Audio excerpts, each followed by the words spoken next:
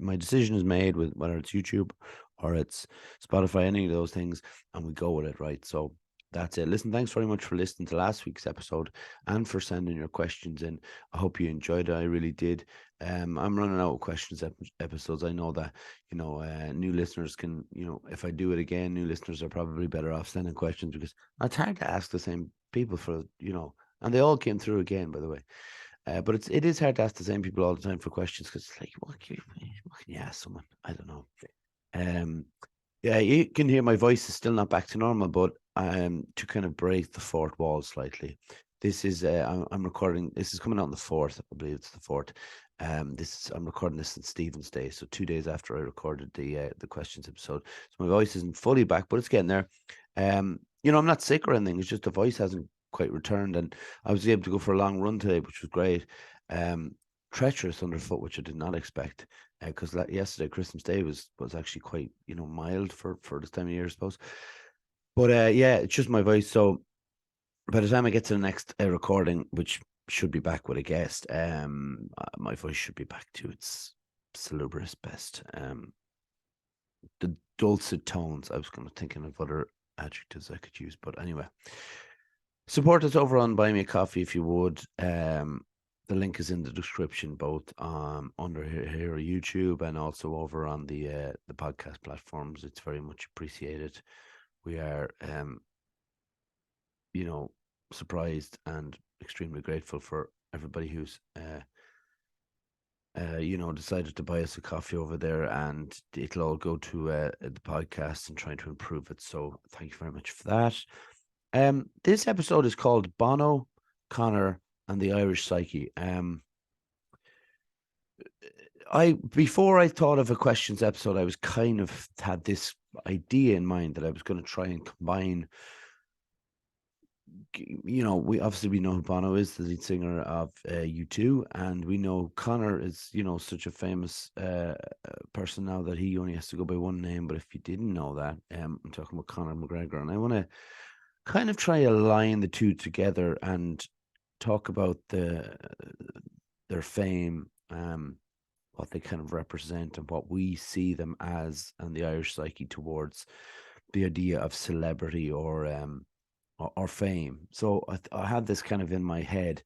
I read Bono's autobiography recently. The last couple of weeks, I finished it off, and there was a kind of a sad scene there last week. At the time of recording last week, Conor McGregor's tweets to PJ Gallagher, the comedian, about mental health and the pretty appalling words that he used towards PJ Gallagher, who was being very honest about his battles with depression and mental health. So I suppose we'll just jump in. And like, if you don't know what the story is, so I was explaining this to my friend Josh, who comes up quite regularly in this podcast. But I was explaining, Josh is, if you didn't know, Josh is from the Wirral in England, and the British have a lovely lovely little habit of taking our celebrities as their own. So, for example, now the Scottish have a similar problem with English doing this as well, in a slightly different way, but it all kind of boils down to the same thing. But for instance, there was an occasion where Saoirse Ronan was nominated for an Oscar. One of the times she was nominated for an Oscar, and she was thrown in the British category over on Sky News as one of the British nominees. It's happened with the writers as well. It's mostly happens with the arts and stuff.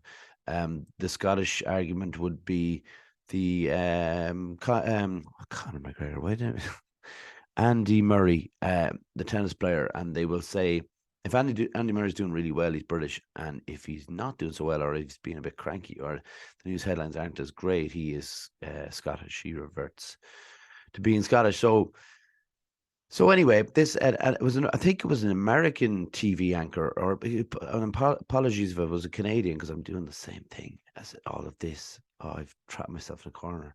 But I'm pretty sure it was an American TV anchor with to do with sports, and they mentioned that McGregor was British. So PJ Gallagher jumped in on it, like, and he said in a tweet or whatever, shared the clip. I'd seen the clip actually before all this kind of kicked off, and she said, PJ Gallagher said, I normally have a problem with this, but in this case, you can have him, right? It's fairly innocuous joke, you know what I mean? Like it's stuff that we joke about all the time. Like I said, it's a common thing where we get kind of our famous people get stolen from us and stuff like that. So PJ Gallagher was having a little bit of a little bit of crack with them with the news anchor or whatever, So I just want to get this up on my phone because this is the most important part of the of the issue. So I don't know if this page here has all the exact tweet, but I'll read off some of the quotes from the tweet. So it says that McGregor's been widely slated on social media after he made fun of PJ Gallagher's mental health issues. He fired off a tweet mocking the comedian who has spoken about how he was admitted to a psychiatric hospital. So, like I said, PJ Conor has some serious mental health issues that he needed to address. So Conor McGregor posted a tweet which tagged the actor in it, describing him as a sad, and the C word, not my favorite word, so I'm not gonna use it, but the sad C word whose wife had left him.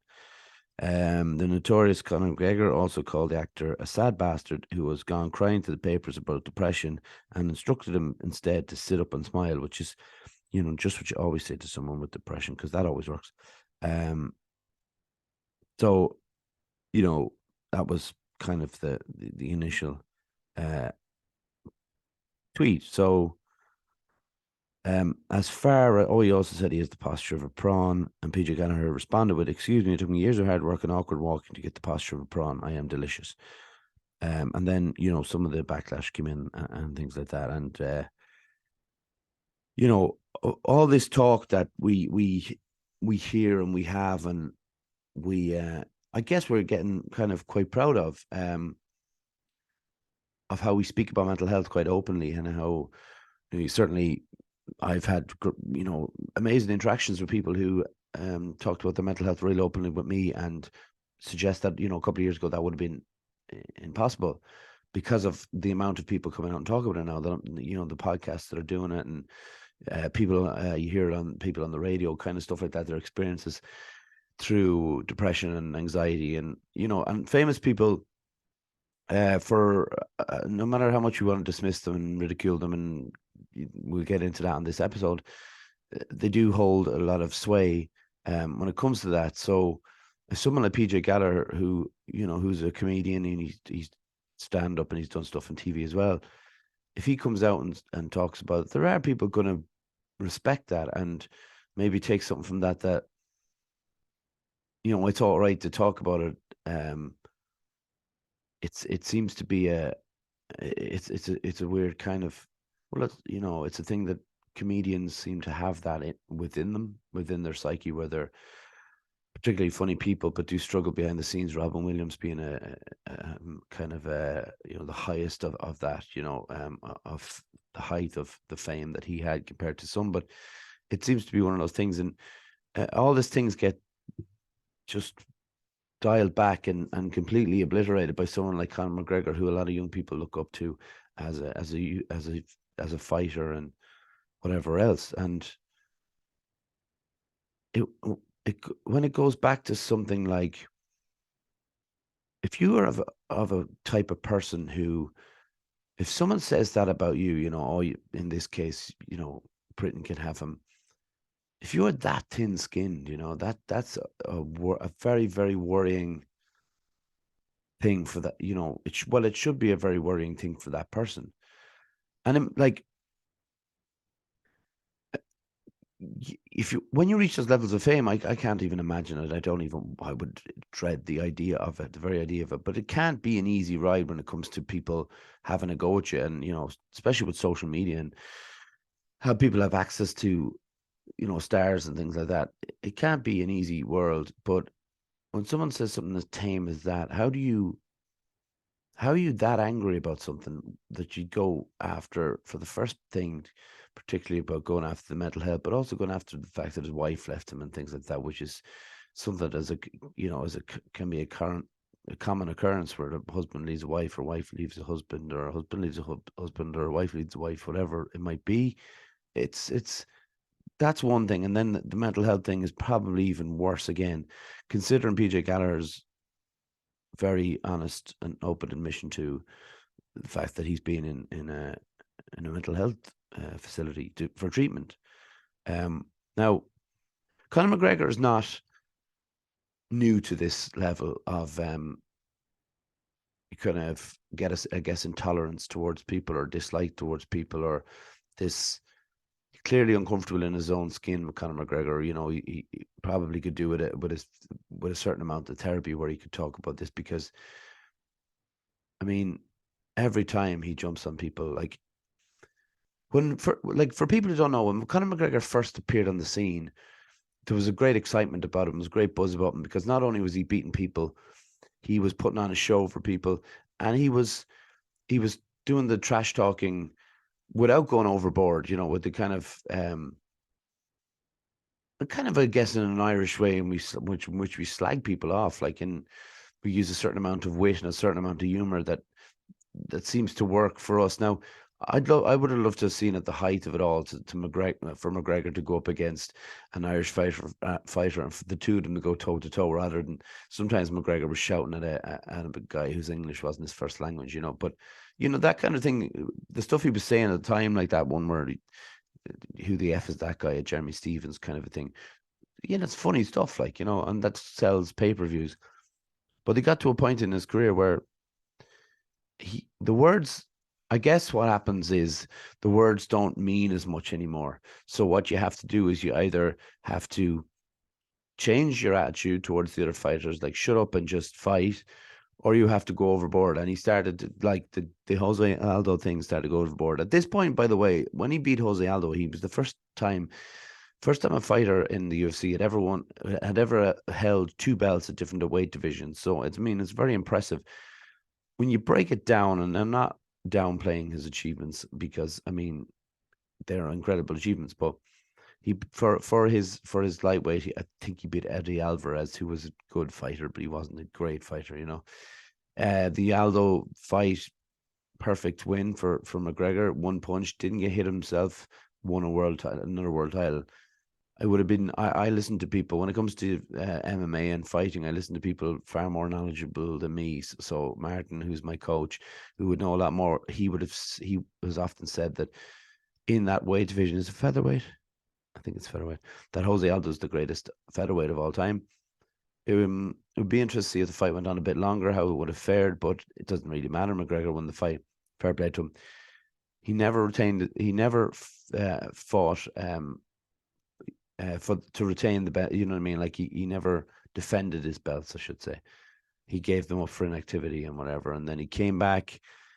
The trash talk didn't work with Nate Diaz. He lost. He went against Nate Diaz again. He won, which a very contentious decision, I would say. I would have said Nate Diaz was the winner of that fight, but Conor's the money man and the UFC lad, and you can see it was a close fight, and you can see why the judges may have been swayed towards the money man. That's all I'm saying. But he comes back, takes on Khabib, goes really overboard with Khabib, starts going after his wife and religion, all sorts of smart arse remarks about religion. And then the fun has gone out of it. Like at that point, he's just kind of a venomous, malicious little guy, and he has depicted Ireland then as the drunken Irish thing, which isn't it's not what I want to be seen as. Some people might want to be seen as the drunken Irish thing, but he did that. Like he played the stereotype of the Irishman and smashed up a bus. He should have been fired. He wasn't, because it was him. It was another fighter on the roster. I would have imagined they would have got fired. Not Conor McGregor. And he got his ass beat in the ring, and I still think it was the greatest beating that anyone's ever got that I really enjoyed. Like, I mean, in a safe environment, obviously, you know, but even during it, there's a commentator saying, you know, he's trying to wear him out by allowing him to beat him up and that kind of silly stuff. And after that, he came back. He lost, or he beat kind of Cowboy Cerrone. He was at the end of his career, and then he lost twice to Dustin Poirier. So you know, he hasn't been relevant for a number of years now in the UFC, and that's been a problem for him because he needs it. He needs to feed on it. And the crazy thing about it, like, there's a hierarchy in Ireland when it comes to legendary status. You know, people, famous people, but then real legends. And Paul McGrath is, you know, right up there when it comes to Irish legends, living legends in particular. He said he called McGregor a bully, and McGregor came back at him and asked him, "Is he English?" And I'm kind of thinking, you're not going to win that game. You know, whatever about PJ Gallagher, whatever PJ Gallagher, you know, is as a person and his support on social media or whatever. Paul McGrath is Paul McGrath. Like, forget about social media. He is, you know, 1990 World Cup, one of Ireland's, if not Ireland's greatest ever player. 1994 World Cup, two bad knees. Ask anyone my age or older about the Italy game, and they'll just talk about Paul McGrath. Well, Ron, you know, Ray Houghton's goal that goes without saying, but Paul McGrath's performance against Baggio, who's unbelievable in that tournament, you know, legends. It's a lose-lose for McGregor, and he's back down from the argument saying, "Oh, I'll leave you have this one, lads," kind of a thing, you know, because he was getting slated on Twitter, and it didn't look good for him. And you know, yeah, that's kind of where we're at. So let me just read out the advert, then I'll get into Bono, and then I'll kind of try and knit the two together or completely mess it up. Either way, it'll be fun. Okay. I don't think I read the ad in the last episode. Don't tell anyone. There was a little bit of ASMR for you there. Fusion Training Center, Monksland Athlone. A place to train in Brazilian Jiu-Jitsu, kickboxing, martial arts, and CrossFit. A great atmosphere with experienced coaches and a real sense of community. If you want to join the team, find us on Facebook at Fusion Training Center or drop in for a chat. Fusion Training Center, train like a warrior. You know, by the time this is around, it'll be just coming back into the regular hours again. You know, normal hours of the gym, and hopefully we'll be seeing people come in and, you know, resolutions and stuff like that. And resolutions, hopefully that will continue on and people will fulfill what they want to do. And like I said, I've mentioned a few times, women's jiu-jitsu is there. I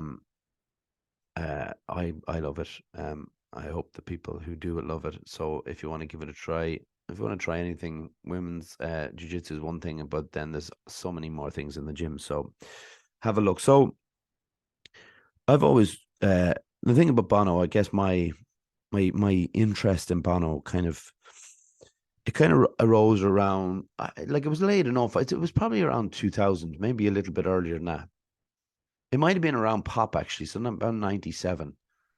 Pop isn't considered a good album, but I really like it.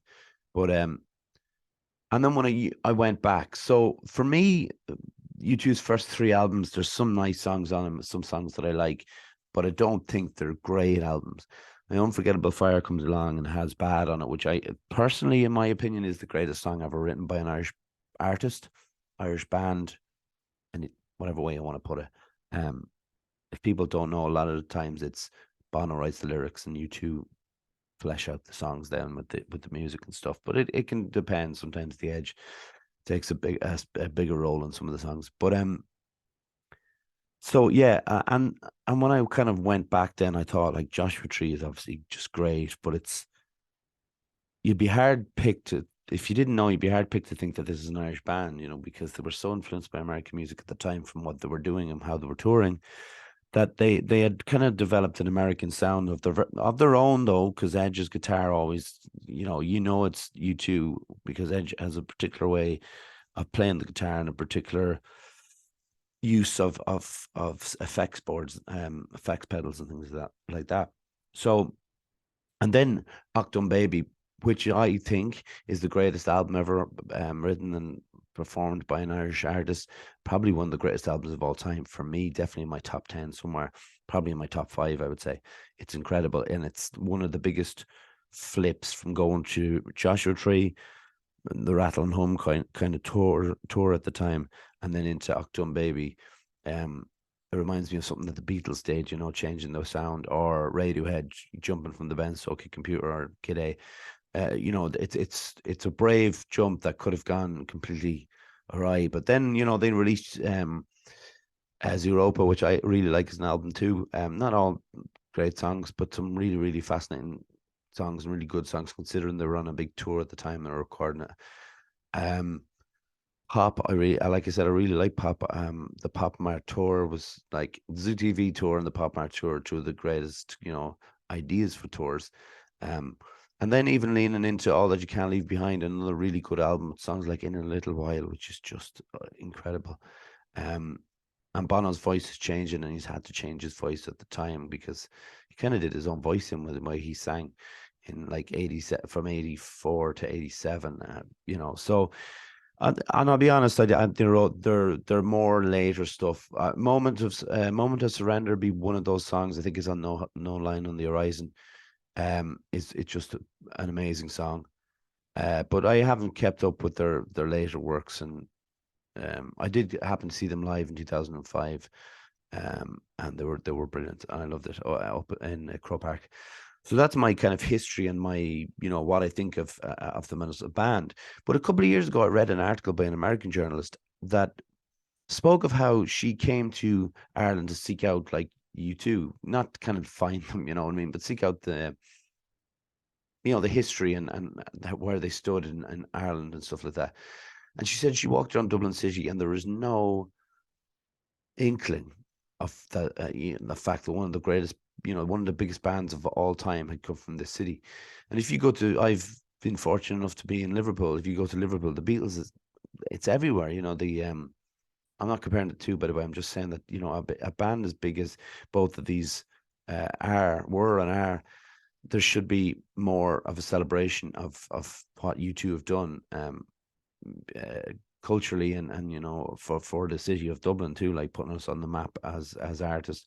Not that putting it on the map as musicians and artists, really. But um so I thought this was fascinating, and so I started reading Bono's book, and the first kind of thing that I can bring to mind when I see Conor McGregor being thin-skinned and someone who clearly needs to sit down and try to figure out what he is and what he's doing, the silliness that he gets himself involved with. Genuinely, I found Bono's humility in the book to be, really, really impressive, I guess is the right word. But how he talks about his family and how he talks about his wife is this true, like, can be the true showing of a man, how he talks about his friends and how they helped create the stuff that he makes, and his bandmates and the collaboration and the effort that they could put in, and how they've been through some bumpy times in the episode of Adam Clayton not turning up for a gig in Australia, which was they thought was the end, or the fact that they nearly broke up in 1983 after the second album, and they were in this like religious organization called Shalom. And to all intents and purposes, like Bono doesn't say this, but it sounds like a cult. But Larry, Bono, and the Edge were in it, and Adam was the one who got them out of it and said, like, you can't give up the band for this. They had released at the time Boy and October, and they were going to give it all up for that, like that this way of life was, unchristian, I guess, or and like Bono is he's quite a religious man, and he's very spiritual, um, and he's very honest in the book, open and honest. And whatever people want to say, well, that's in the book or whatever, but I don't know. And I wonder if, like, they're both performers, McGregor and Bono, and I wonder if, because one is as a fighter, and he goes into the ring and he can, trash talk that he's going to beat someone up, and then when he does beat someone up, it's he followed up on his word that he's going to do it.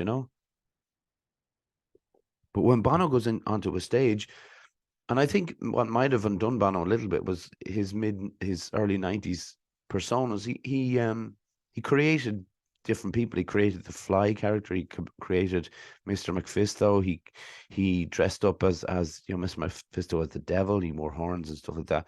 And when he was the Fly, he was kind of mixing Elvis and these pop singers, the Ramones and stuff at the time, and took segments of them, so leather trousers and those wraparound shades and um, the leather jacket, and he did this so he could remove himself from the performance and become something completely different, which allowed himself to really give it like 100%.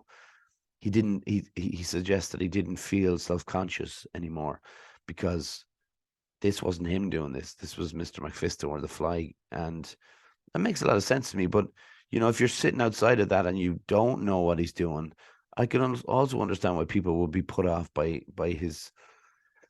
what's his seeming arrogance on stage. And that wasn't the same thing as what it really was. And like, I wonder why people dislike Bono so much. And is it that ego thing?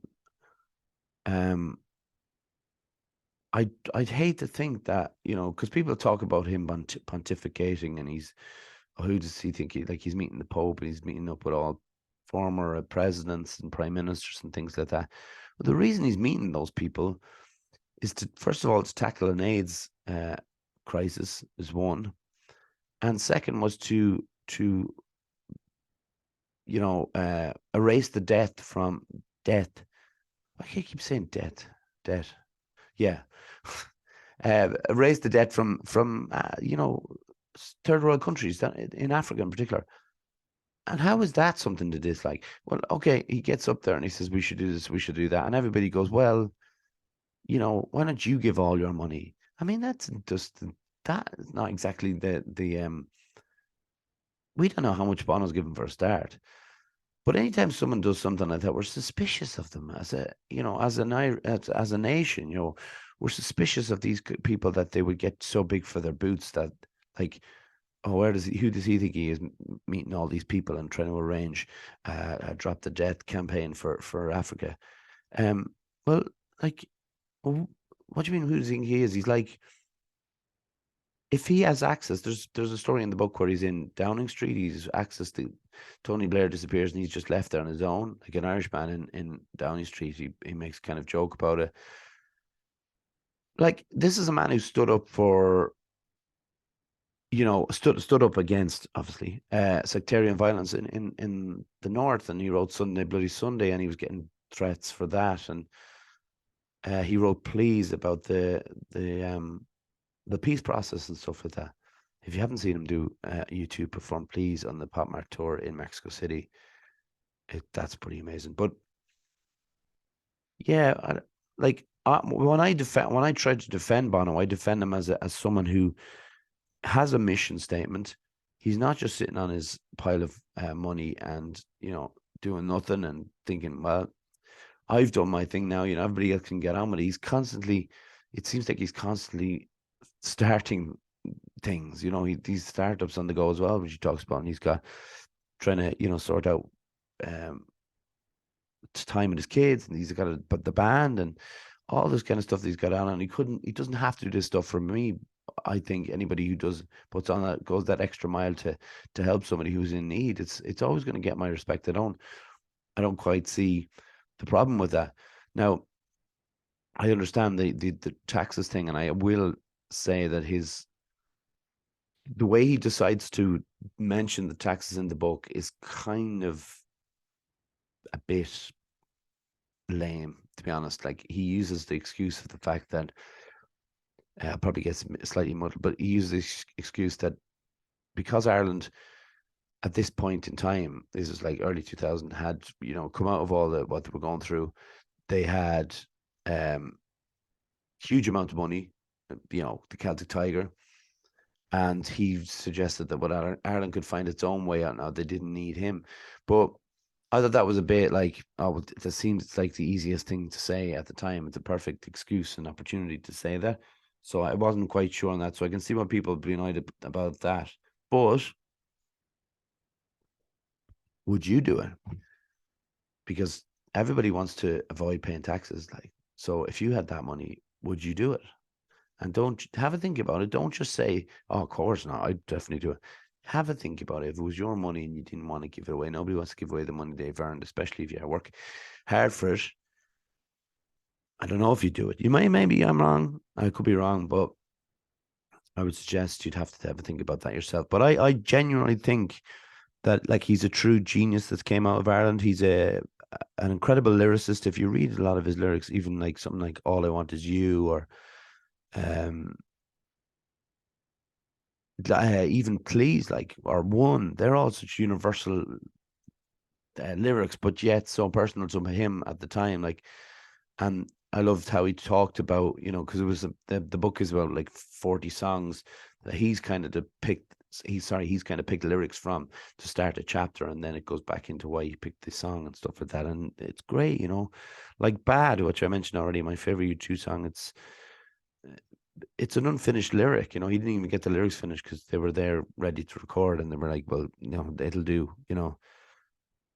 That to me is funny, and um, but they have an incredible back catalog of music. So and we do, and when I say we, I mean Irish people. We do build people up quite a bit, and we're very proud of what our nation's people do. But we knock them down just as quick, and I think that's part of it as well. And that's going for both people I'm talking about, because the one thing with Bono is, it could be a generational thing. As you move through this, he moves through the generations. People are moving with him the same age, and maybe they're slowing down, especially in the 80s. They're the work's not coming up and all that kind of stuff. And Bono's on the TV. Bono did like live in Ethiopia for a little while just to see how bad the famine was over there. Um, and he came back and spoke of his dealings over there, and people on the TV were just going, well, you didn't have to do that. You're just doing that for, whatever reason. And like, of course he didn't have to do it, but he did it. And he actually wrote "For the Streets of No Name" from that experience he had there with his wife Ali.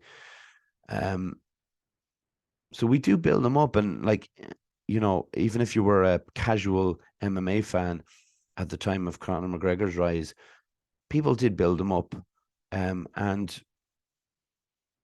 it was probably easier to knock him down by what he was doing, by his actions, by the press conferences with Khabib, and the fact that he just remains inactive for such a long time, and every time there's a UFC event, he's tweeting that night, and uh, you know, there's a there's a cowardice in what he does too, because the fact that he tweets on those nights but deletes tweets. The problem is, like, if you do it, you send a tweet up, someone is on there at the time, they can just screenshot it and put it up. And that's what happened in this case, because he did delete these tweets that he sent to PJ Gallagher. So he was obviously drinking that night or doing something that he shouldn't have been, and it was sending him over the edge. And he thought, I'll delete these. No, not many people will have seen them, because at the time I put them up. But unfortunately for him, people catch them all the time. And you reap what you sow, I guess.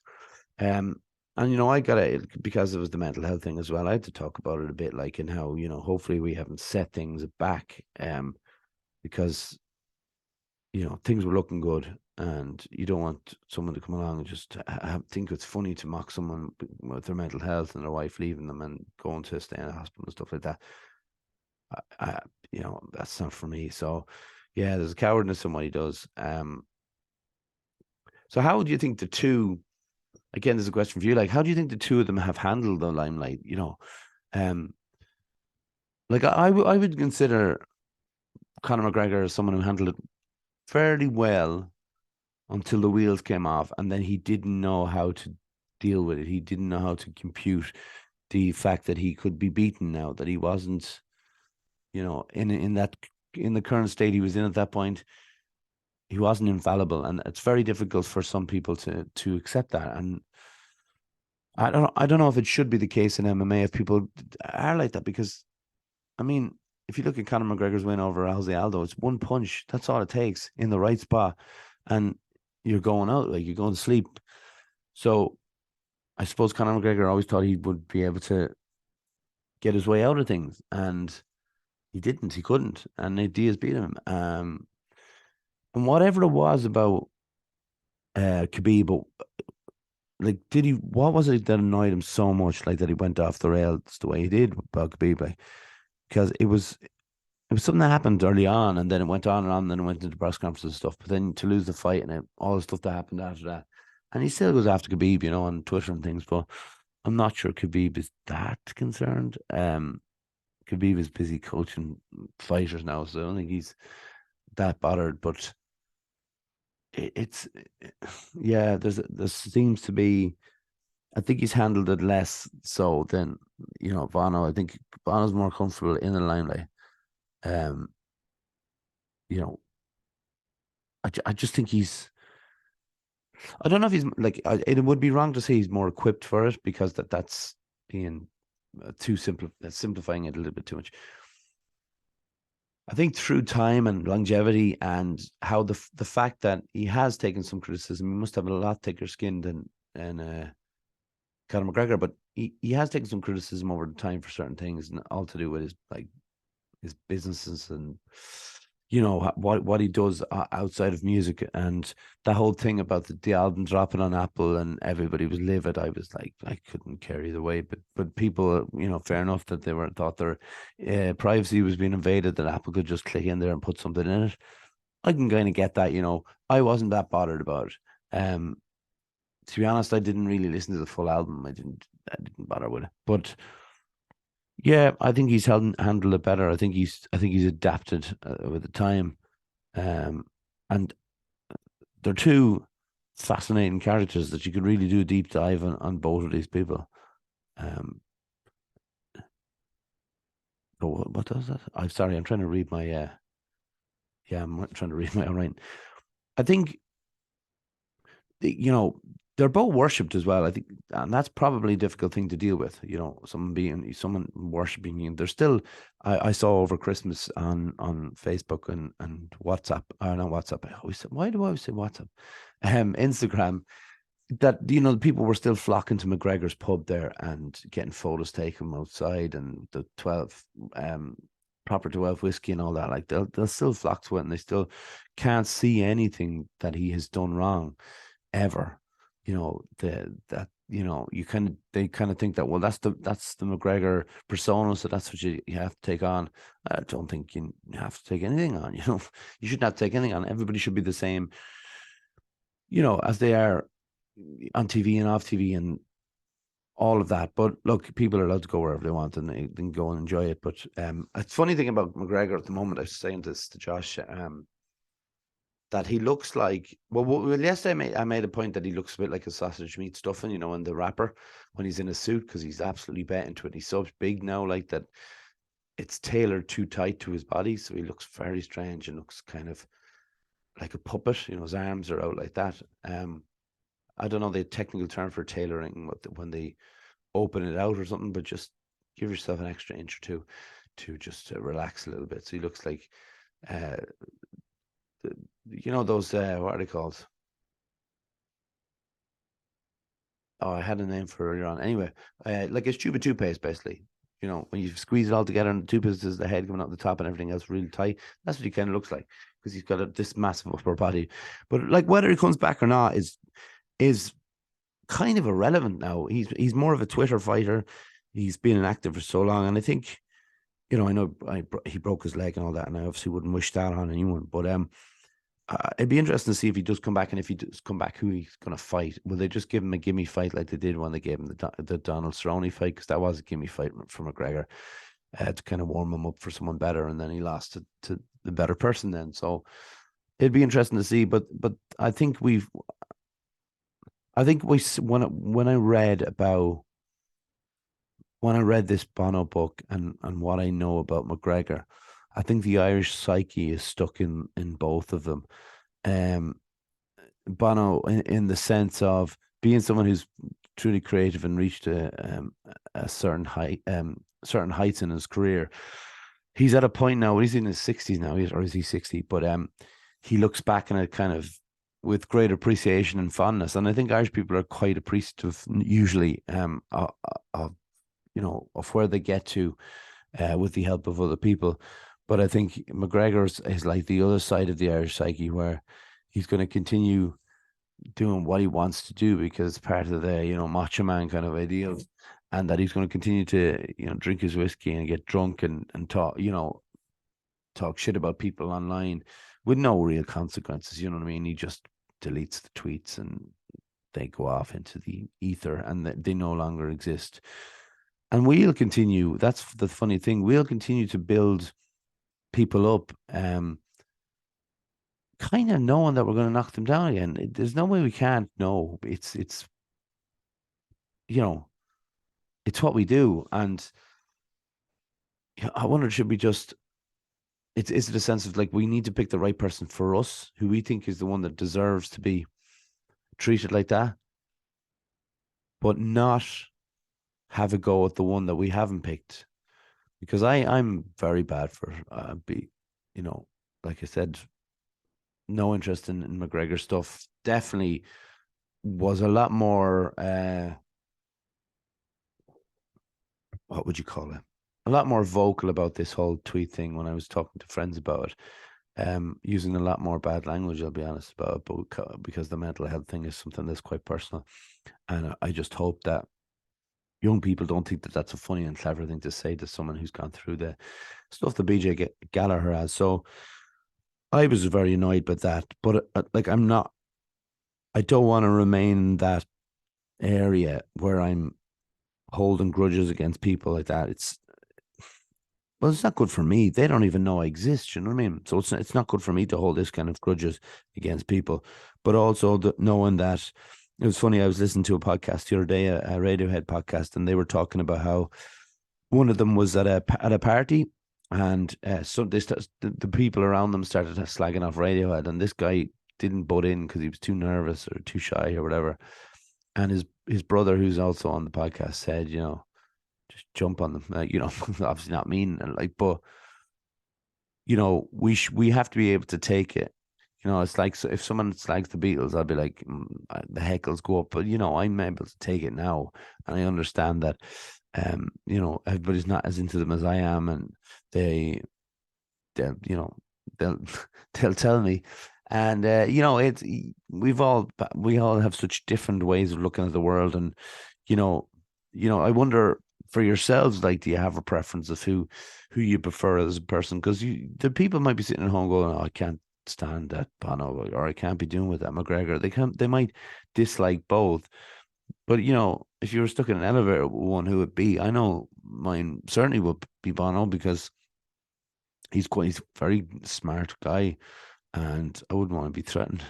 Um, well, by McGregor, but I do think, like, I read a review about Bono's book, and they did say, like, for a rock star autobiography, the prose was excellent. It wasn't like other autobiographies. So I think it's a good one to get if you have a bit of money, you're as a winner.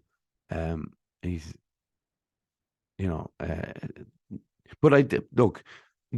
Let me know, right? Because there's no point me keep going on about it. Let me know what the story is, what you think, and we go from there. But yeah, I hope you like the episode. I had another thing written out about uh like consistency and stuff like that, but that was with coming off the back of a conversation I had with Josh about his clothing company that he's setting up, and I think it'd be great to get him on for that, like, to chat about consistency and what he thinks consistency is, and how we go about getting it, and how important it is in certain aspects of our life, and maybe every aspect of our lives. But he's going to have that as part of hopefully as part of an episode. And like I said, I'm really hoping that our next episode is with a guest, because we'll be able to bring people back in, because Christmas is over and the busy period is coming to an end, and we're all ready to get back to recording. But yeah, it was really great chatting with you. I should have said earlier in the podcast that I hope you enjoyed your New Year's celebrations. Like I said, this has been recorded on Stephen's Day, and I'm going to predict. I'm going to make a wild prediction, actually, that I'll be in bed before the clocks chime on New Year's Eve. 12 o'clock, because that's been running thing now for a number of years, and yeah, I don't know. It doesn't mean anything to me, you know what I mean? And I don't go out anyway, so it's all the one. Listen, I obviously want to say Happy New Year to John for all the stuff he's helped me with, and he went on a little holiday break, and we got through it without any hiccups. I believe anyway. I'm speaking from the ghosts of Christmas past. Thanks to my mum, my dad, my granddad, Joran Calvin. Subscribe to our YouTube if you would. It would be very helpful.